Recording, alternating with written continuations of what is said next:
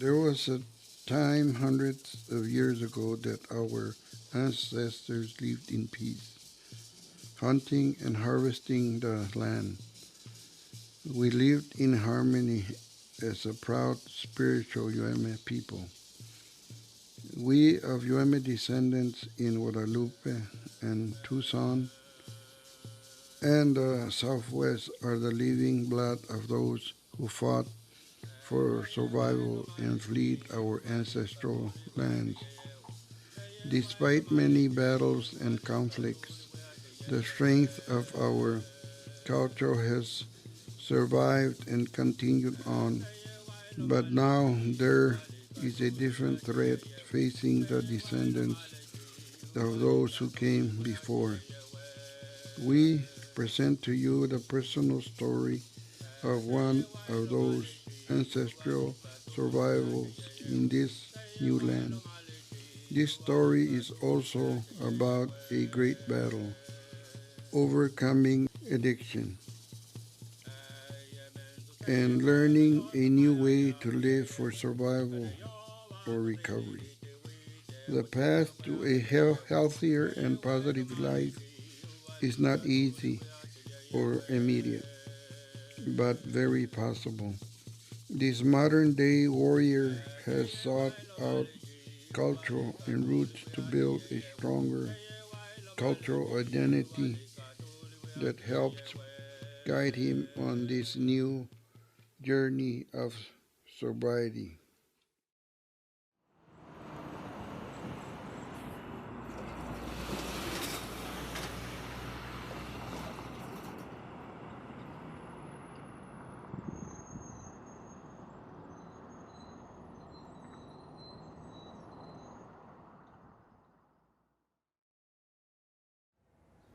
My name is Paulino Armenta Valenzuela. My Yaqui family names are Beteme on my father's side and Bajeca on my mother's side. I was born here in the Valley of the Sun and raised in Guadalupe, Arizona. This past March 14th, 2017, I celebrated 12 years of continuous sobriety from meth, alcohol, and other drugs. You know, no one sets out in life with the goals and aspirations to become a drug addict or an alcoholic, but this is what happened in my life. It's a large part of my experience. I grew up, I think, as many do in this community, running around and playing in the streets and alleyways. My cousins were my best friends. My life was centered around Yaqui culture at the ceremonial grounds. My grandfather, I remember, took every opportunity to entertain us with stories of his exploits as a young man, alongside his father, my great-grandfather, during the war that was waged by the Mexican government against the Yaqui people in our homeland from the late 1800s to the early 1900s. He talked of victories, but also of unimaginable suffering, cruelty, inflicted on our people during that time. At home, I had both parents, along with 3 sisters, one older and 2 younger. Both of my parents worked outside of the home to make ends meet, to make sure we were fed, clothed, and well cared for. My father taught me the virtues of hard work, a strength of character, dignity, and integrity to self, and the significance and importance of participating and practicing our Yaqui culture. My mother unquestionably was my first teacher. She taught me 3 languages, Yaqui, Spanish, and English, in that order, all by the time I entered kindergarten. She instilled in me a depth of purpose and compassion and service, which I still hold to today. As children, we spent most summers in the Yaqui homeland in the Rio Yaqui in Mexico. My father's parents had a home in the Yaqui pueblo of Potam, and part of that home still stands today. It was a very different life then in Rio Yaqui. We'd eat cereal with freshly squeezed goat milk, and we'd pass pigs and goats along the way to the market. And I remember the electricity and the water were always turned on during scheduled times of the day, if we were lucky. Back in Guadalupe, my childhood was filled with Pop Warner, hunting trips, fishing trips. My father and I hunted quail, rabbit, and deer. So these were some of my best memories of childhood. And as we see in many families, alcohol abuse and its numerous manifestations were present in my childhood home.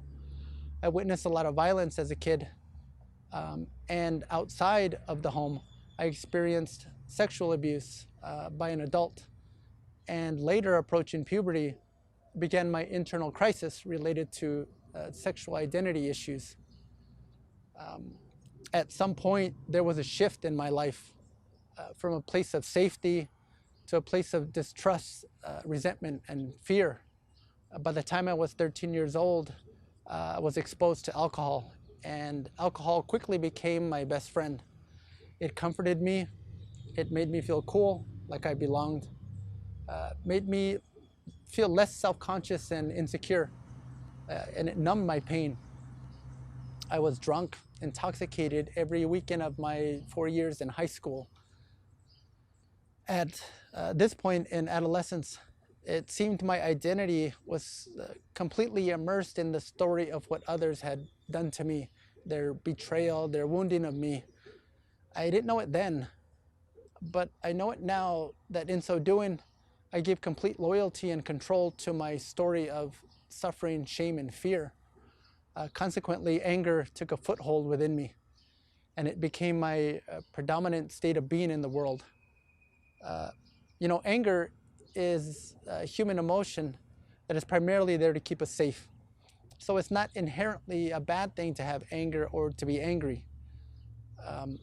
It is when anger becomes toxic and incessant, it can become damaging to our very soul. Throughout my high school years, I spent most of my time running the streets, getting drunk, fighting, getting into trouble. Then, doing what I saw around me, I started carrying a knife and at times carrying a baseball bat and other weapons. Close to graduating high school, a Marine Corps recruiter started calling, talking about enlisting in the Marine Corps. I remember weighing my options. I thought I can either stick around here, running the streets, end up in prison, or dead within a year, or I can join the military. The Marine Corps, I believe, saved my life on many levels. I learned a lot in the Marine Corps infantry. My enlistment was during peacetime, no combat. So it was a lot of fun for a young man, 18, 19, 20 years old, to run around firing machine guns, throwing hand grenades, jumping out of helicopters, and using C4 explosives to blow things up.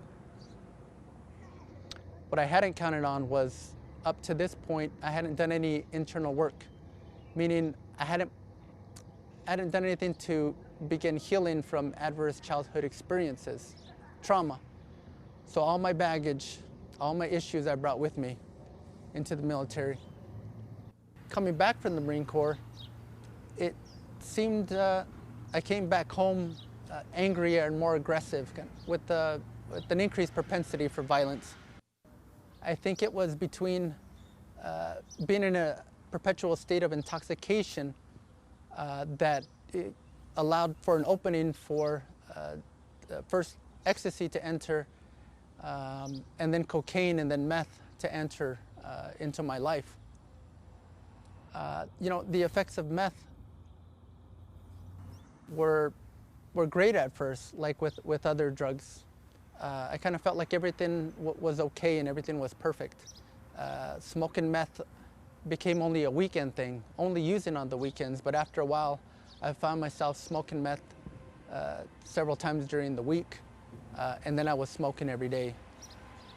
So we're talking about a highly addictive stimulant drug that has all sorts of toxic chemicals, and here I was smoking this stuff multiple times a day, a straight shot to my brain.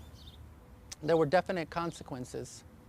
At first, I started having mild auditory and visual hallucinations. I started seeing shadows that weren't there,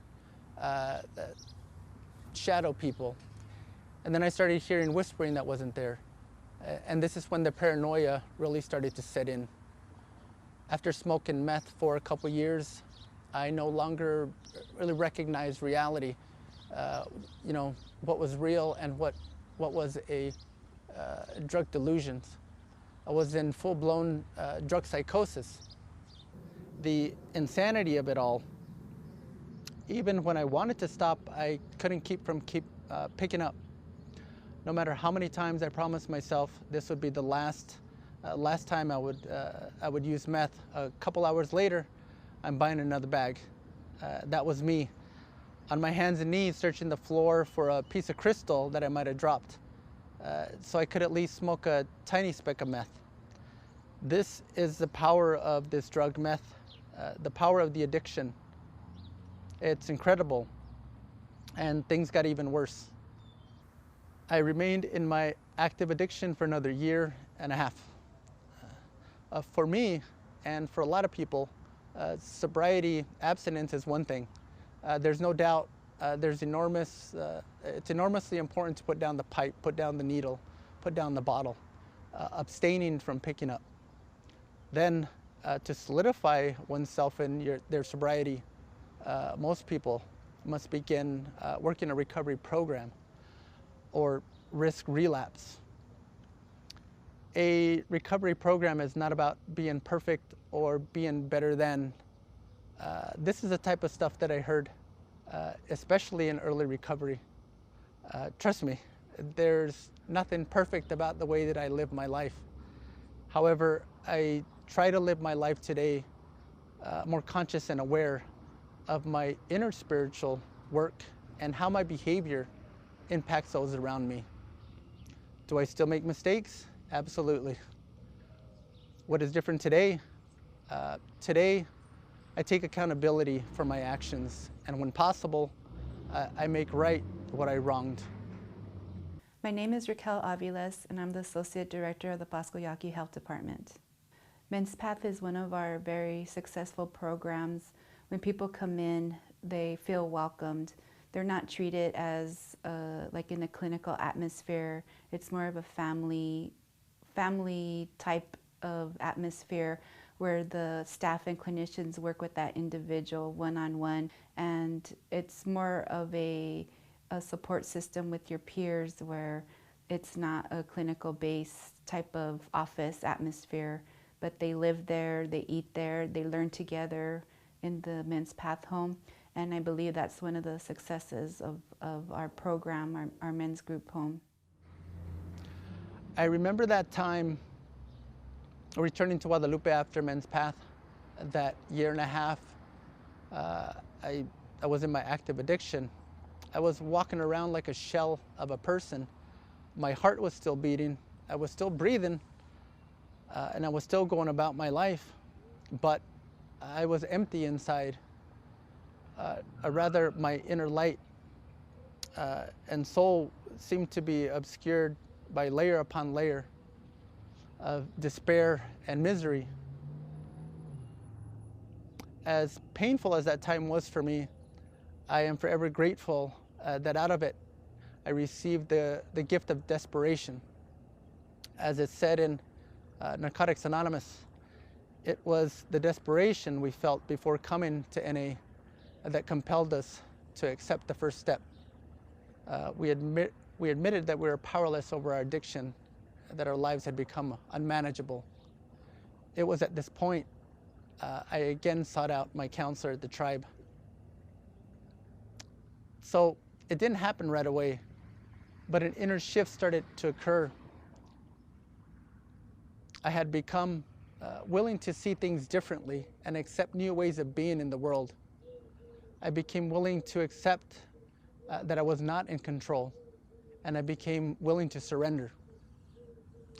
I'm reminded of a time when my counselor and I were talking about my anger and violent acting out behavior in sobriety. He said something to the effect, Paulino, I believe you needed that anger. It helped you cope through your childhood, through your early adulthood. It supported your survival. You're here, you made it. In a lot of ways, it served you really well. He says, Paulino, now you must ask yourself, does this way of being in the world, the posturing, the aggressive acting out, does it serve you still today? Or does it in fact harm and threaten your health and wellness today? My life and my recovery today, counseling is important. 12-step is important. Inipi sweat lodge is important. Relearning Hyaknoki, the Yaqui language, is important. And about 3 years ago was the first time that I picked up the ayam and the masokowa to become a deer dancer, maso yeye. I'm reminded of what my counselor Mick always said. You always have to do at least one thing for your sobriety, for your recovery every day. And I've taken that simple yet powerful practice with me through today, and it's worked for me. A practice that has been vital on my healing journey is a practice of forgiveness, letting go. And I'm not talking about when people say, get over it. It happened a long time ago. It shouldn't bother you anymore. I'm not saying that at all, because people have hurt us physically, emotionally, mentally, spiritually, and those can leave really deep, long-lasting scars on our psyche, especially if these injuries occurred during childhood. What we must remember is that these experiences do not define me. It is what happened to me, but it is not who I am at my core. Forgiveness is the capacity to let go, to release the anger, resentment, disappointment. The act of forgiving is not giving a free pass or condoning hurtful actions of others. It is the releasing of ourselves from the chains of toxic negative emotion. And this is when we begin to heal the story of what others did to us. Forgiveness and letting go naturally shift responsibility of our lives back to us, back on me. Whether that seems exciting or scary or all at the same time, in so doing, we take back our power mentally and spiritually. I am reminded of a couple quotes. Your life won't be perfect, but it can be purposeful. Live for something bigger than yourself and leave a mark on the world. And from Shawshank Redemption, get busy living or get busy dying. I believe those quotes speak for themselves. As a people, as an indigenous nation, as Yaquis, we have achieved much and progressed very fast in a short amount of time in regards to cultural viability, employment, behavioral health, services, gaming, education. I believe our greatest opportunities lie in unresolved trauma, whether historical trauma or intergenerational trauma, substance abuse, addiction, and all that ensues. We have a limited time here on earth, so no matter to what depths of corruption or recklessness our addiction has taken us, it is never too late to shift onto a path of healing, a journey into serenity and healing. The time is now. Most of us walk in this road of addiction, this unforgiving road and punishing road. For all intents and purposes, we should not be here, yet here we are. We have survived. My message is this: use what you have, this disposition to endure, this strength built of adversity and deprivation. You have survived. You are alive right now. You, my sisters and my brothers, are worthy of peace. You are worthy of joy. You are worthy of love. You are worthy. You have survived. Call upon that inner power that ancient power that had resided in you from the beginning of time. Remember who and what you are. Stand up. Make the decision to change the course and trajectory of your life. Place your trust in other people to guide you and love you until you can guide and love yourself. You have survived. Stand up. Stand up and take your rightful place amongst the liberated and the free. I assure you, our ancestors walk with you every step of the way. This is why they endured. This is why they resisted. This is why they suffered and gave the ultimate sacrifice, not merely for you to exist and reside to fragmentation, but for you to flourish, to triumph, and know peace. For this were you born. For this do you live. Summon that life force within you, the life force which is your very essence, and resolved to accept your spiritual duty, your divine obligation, your sewa, and make real the purpose and intention of your life. Choku Desia, thank you, and thank you for letting me be of service.